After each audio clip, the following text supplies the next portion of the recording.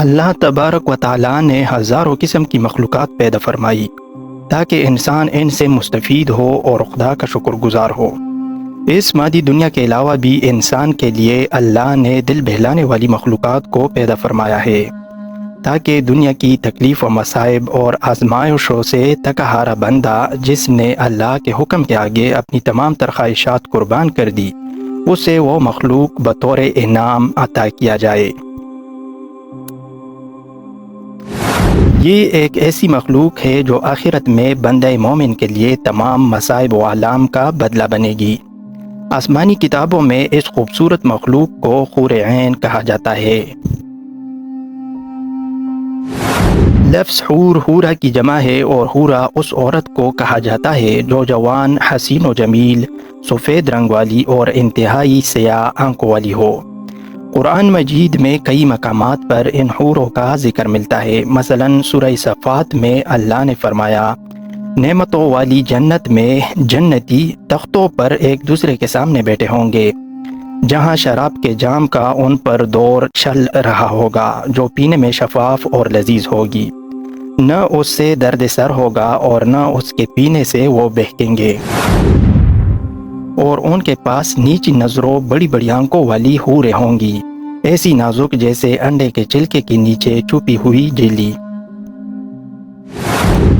اسی طرح سورہ رحمان میں ارشاد ہوا، وہاں یعنی جنت میں نیچی نگاہوں والی حوریں ہیں جن کو ان سے پہلے کسی جن و انس نے ہاتھ نہیں لگایا، وہ ایسی ہوں گی جیسے چمکتے ہوئے ہیرے اور موتی۔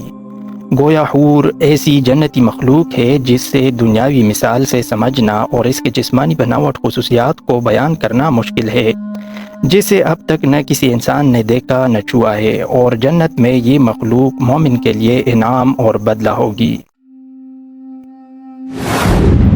احادیث مبارکہ میں بھی نبی کریم محمد صلی اللہ علیہ وسلم نے ارشاد فرمایا ہے کہ حوروں کی آنکھیں اس موتی کی طرح ہوں گی جو سیپی میں ہو اور اس کو کسی نے ہاتھ سے نہ چھوا ہو۔ اللہ نے حور عین کو زعفران سے تخلیق کیا ہے، ان کے چہروں کو نور اور جسموں کو ریشم کا لباس پہنائے گا، اور ان کے جسم حیران کر دینے والی ہوں گی۔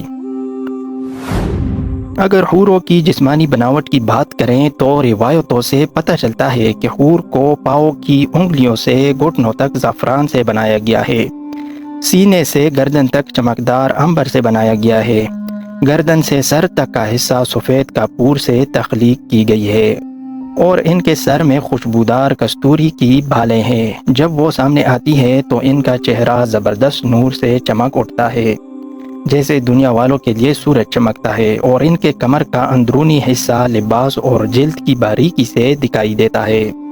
اگر کوئی حور اپنی ہتھیلیوں کو آسمان و زمین کے درمیان ظاہر کر دے تو تمام مخلوقات اس کے حسن کی دیوانی ہو جائے گی، اور اگر وہ اپنا چہرہ ظاہر کر دے تو اس کے حسن سے آسمان اور زمین کے درمیان موجود تمام چیزیں جگمگا اٹھیں گی۔ ایک روایت کے مطابق جنت الفردوس اور جنت العدن کے درمیان میں ایسی حوریں موجود ہیں جو جنت کے گلاب سے پیدا کی گئی ہیں۔ وہ کبھی سوتی نہیں، کبھی حاملہ نہیں ہوں گی، نہ انہیں حیض آتی ہے اور نہ وہ کبھی بیمار پڑتی ہیں۔ حوروں کی بھی کئی اقسام اور نسلیں ہیں، اور جنت کے الگ الگ درجوں میں مختلف اقسام کی حوریں رہتی ہیں۔ جیسا کہ حضرت ابن عباس نے فرمایا کہ جنت میں ایک نہر ہے جس کا نام بیدخ ہے، اس نہر کے نیچے حوریں اگتی ہیں اور خوبصورت آواز میں قرآن مجید کی تلاوت کرتی ہے اور اللہ کی حمد و ثنا بیان کرتی ہیں۔ جنت میں جنتی جب اس نہر کے پاس سے پہنچیں گے تو ان حوروں سے ہاتھ ملائیں گے۔ جب جنتی کسی حور کی کلائی کو چھوئے گا تو وہ حور اس کے پیچھے چل پڑے گی اور اس کی جگہ دوسری حور اگ آئے گی۔ اسی طرح جنت میں موجود مختلف اقسام کی حوروں کا مختلف جنتی نام ہے۔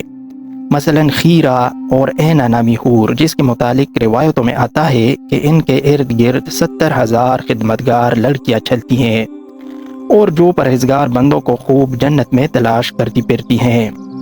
حور جنت کی ایک ایسی نعمت ہے جو ادنا سے ادنا جنتی شخص کو عطا کی جائے گی، جیسا کہ حضرت ابن عمر نے بیان کیا ہے کہ ایک ادنا درجے کے جنتی کو بھی 1000 محل دیے جائیں گے اور ہر 2 محلوں کے درمیان 1000 سال کا فاصلہ ہوگا۔